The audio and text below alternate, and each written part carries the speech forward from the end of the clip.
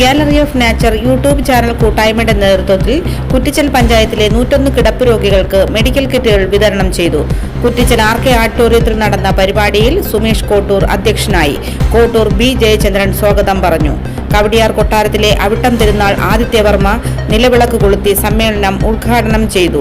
Retired judge AK Gopakumar, joint excise commissioner D. Balachandran, woman protection officer doctor Sunitha MV, Dhanujakumari, doctor Chithra Raghavan, KN Shyam Mohanlal IFS, Kattakkada DYSP N. Shiju, doctor Hema Francis, ചരിത്രകാരൻ Vellanad Ramachandran, Kuttichal panchayat president G. Manikandan, T. Anilkumar, Saneena Beebi, doctor Manju Mohandas, എഴുത്തുകാരി Priyashyam, palliative nurse Jasmine Rose, BL Shibu, Vishakh, Roshni GS തുടങ്ങിയവർ സംസാരിച്ചു.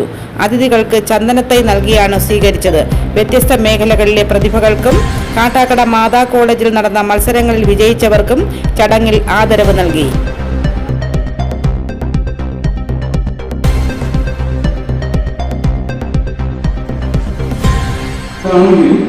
സമൂഹത്തിന് നല്ല കാര്യങ്ങൾ ചെയ്യാം എന്നതിന്റെ ഉദാഹരണമാണ് ഇന്ന് നമ്മുടെ സ്വപ്ന പദ്ധതി.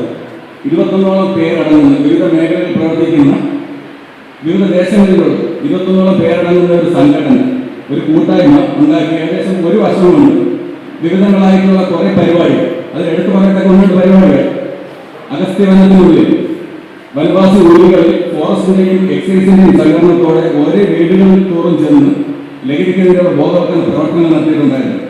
Kuttichal government vocational higher secondary school ആദ്യമായിട്ട് മിഷൻ AD എന്നൊരു പേര് നൽകി ലഹരിക്കെതിരെയുള്ള പ്രവർത്തനം നടത്തി. അന്ന് അത് ഉദ്ഘാടനം ചെയ്തത് ഇപ്പോഴത്തെ ജോയിന്റ് എക്സൈസ് കമ്മീഷണറും ആയ അന്ന് തിരുവനന്തപുരം ഡെപ്യൂട്ടി കമ്മീഷണറായിരുന്ന ബാലേന്ദ്രൻ സാറാണ്.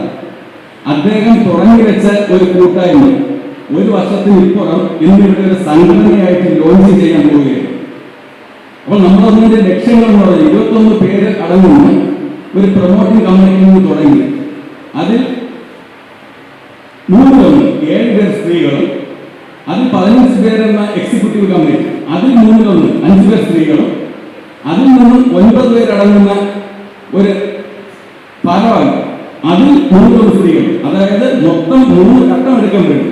3 സ്ത്രീ പ്രാതിനിധ്യം കൊടുത്തുകൊണ്ടാണ് ഞങ്ങളുടെ ഈ സംഘടന മുന്നോട്ട് പോകുന്നത്. ഈ സംഘടനയ്ക്ക് രാഷ്ട്രീയമോ ജാതിയോ മതമോ ഒന്നുമില്ല.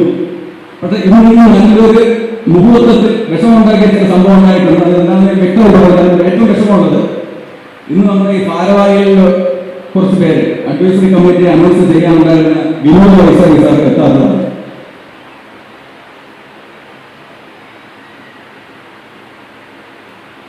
അപ്പോൾ അദ്ദേഹം എത്താത്ത കാരണം എന്താണെന്ന് ചോദിച്ചപ്പോൾ പ്രിയാശ്യാം, നമ്മുടെ പ്രിയാശ്യാമാണ് അദ്ദേഹത്തെ ക്ഷണിച്ചത്. ഇന്നലെ രാത്രി വരെ വരാമെന്ന് പറഞ്ഞു.